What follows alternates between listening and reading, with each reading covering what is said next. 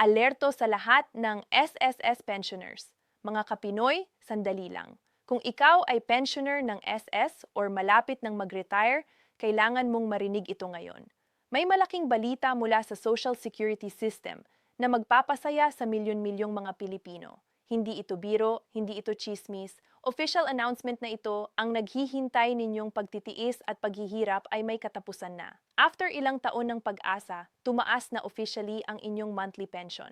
Oo, tama ang inyong narinig. Permanente na ang pagtaas na ito. Alam ko, marami sa inyo ay kumakapas sa dilim. Hindi alam kung magkano na ba talaga ang magiging pensyon ninyo na ilang taon ninyong pinagpaguran, ilang dekada ninyong binayaran ng kontribusyon at ngayon may resulta na? Sa video na ito, ilalantad ko ang eksaktong halaga ng bagong pensyon. Hindi ko ito paikot-ikutin. Diretsahan.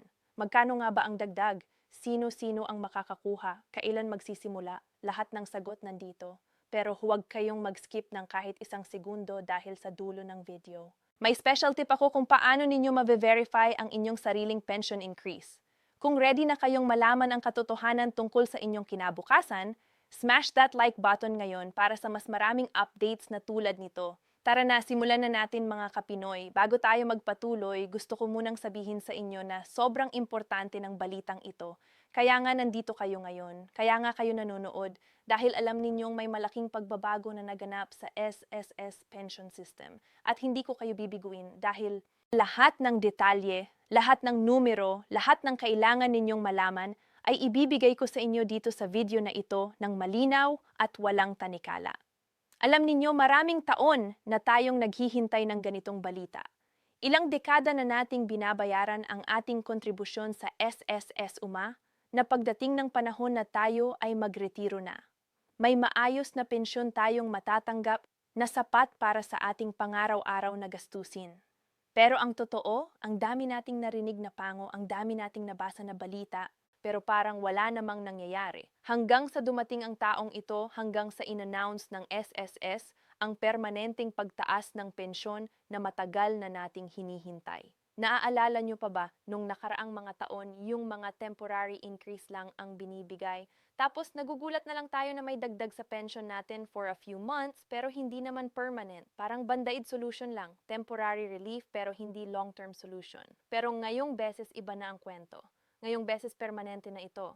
Ibig sabihin hindi na mawawala ang dagdag na yan sa inyong pensyon habang buhay na yan habang kayo ay buhay at tumatanggap ng pensyon mula sa SSS. Pero siguro nagtataka kayo, bakit ba nangyari ito ngayon?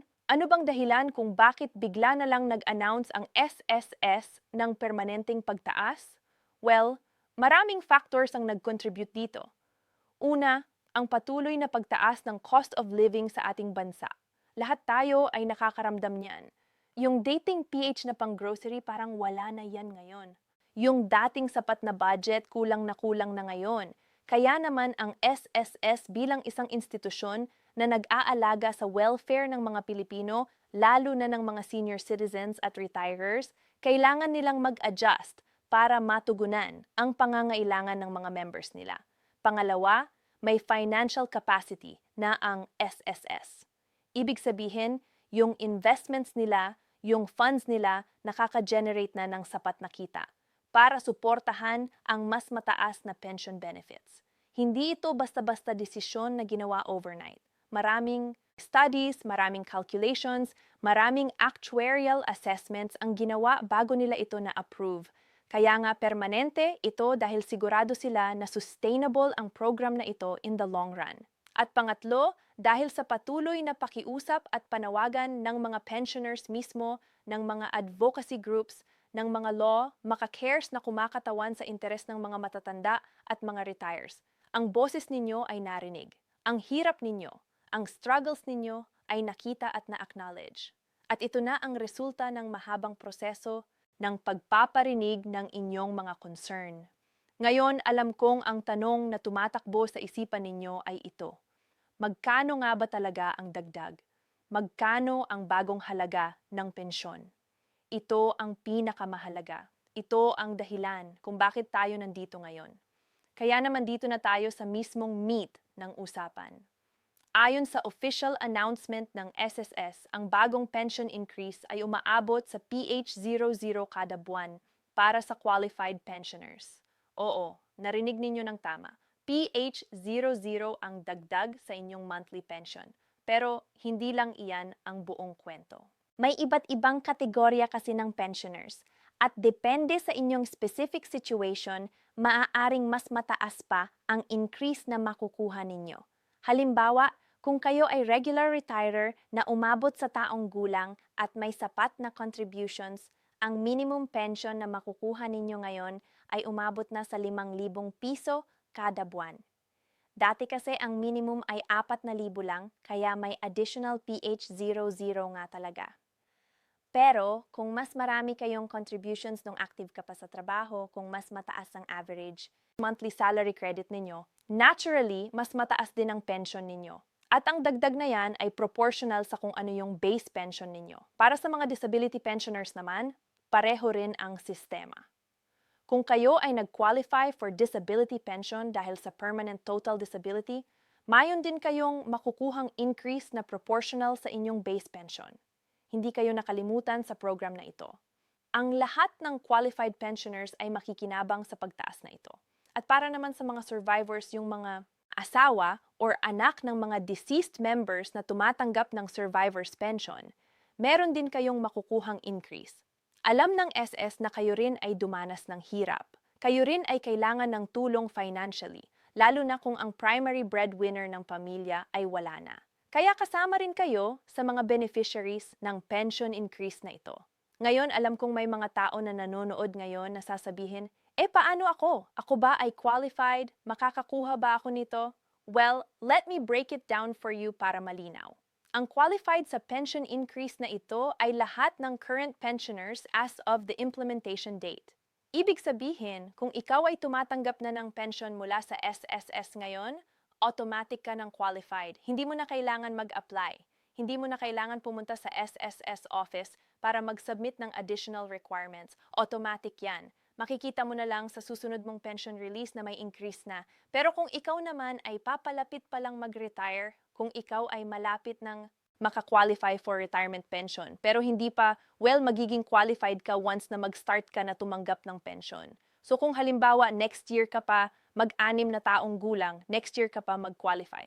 By the time na magsimula ka ng tumanggap ng pension, ang pension mo ay yung bagong rates na yung mas mataas na at ito ang maganda sa permanenteng increase na ito. Unlike before na temporary lang yung dagdag at may expiration date, ang increase na ito ay integrated na sa pension computation system ng SSS. Ibig sabihin, ito na ang new normal. Ito na ang standard na rates. Hindi na babalik sa dating mababa, kaya nga permanente. Ngayon, alam kong maraming tao ang magtatanong din, kailan ko matatanggap yung increase na yan? Kailan magsisimula? According to the SSS, ang implementation ng pension increase ay nagsimula na. Actually, ibig sabihin yung mga nag-release na ng pension for this month onwards, dapat may increase na yan. Pero syempre, alam naman natin na may processing time ang mga ganito. May mga bureaucratic processes na kailangang daanan. Kaya kung sakaling hindi pa lumilitaw sa inyong pensyon ngayong buwan, huwag magpanik. Baka next month pa ma-reflect. Baka may slight delay sa processing pero sigurado yan makukuha ninyo yan. At ang maganda pa dito, yung mga nagko-qualify na for pension pero delayed ang release ng kanilang benefits dahil sa processing or documentation issues. By the time na ma-release ang pension nila, yung bagong rates na ang gagamitin. So hindi sila lugi, hindi nila mamimiss yung increase na yan. Isa pang importante na punto na gusto kong i-emphasize, ang increase na ito ay hindi lang one time. Hindi ito parang bonus na minsan mo lang matatanggap. Every single month habang buhay hanggang ikaw ay tumatanggap ng pension, ang increase na yan ay kasama na. Ibig sabihin, kung ang pension mo dati ay PHP na housing monthly, ngayon 5 na. At every month 5 na yan, 1 year 5 na yan, 10 years 5 pa rin yan. Or baka mas mataas pa kung may future adjustments ulit. Speaking of future adjustments, isa rin itong napakagandang development. Ang SS ay nag-commit na they will regularly review ang pension levels para siguruhing hindi nahahahuli sa inflation, hindi nahahahuli sa economic realities. Ibig sabihin, hindi na tayo maghihintay ng 10 taon or 20 taon para may increase ulit. May regular review process na na-in place para siguruhing ang pension ay sulit. sapat at makatarungan para sa lahat ng pensioners. Pero syempre, kasama ng magandang balita na ito ay may mga responsibilidad din tayo bilang pensioners or future pensioners. Una, kailangan nating siguruhing updated ang ating record sa SSS. Kung may nagbago sa inyong address, kung may nagbago sa inyong bank account details, kung direct deposit kayo, kailangan ninyo i-update yan. Bakit? Para walang delay sa pag-release ng inyong pensyon. Para siguradong makukuha ninyo agad ang increase na yan. Pangalawa, kailangan nating maging vigilant laban sa mga scammers. Maraming masasamang loob na tao ang gumagamit ng ganitong magagandang balita para manloko ng mga tao. Baka may lumapit sa inyo na magsasabing kailangan ninyong magbayad ng processing fee para makuha yung increase o kailangan ninyong mag-submit ng bank details sa kanila.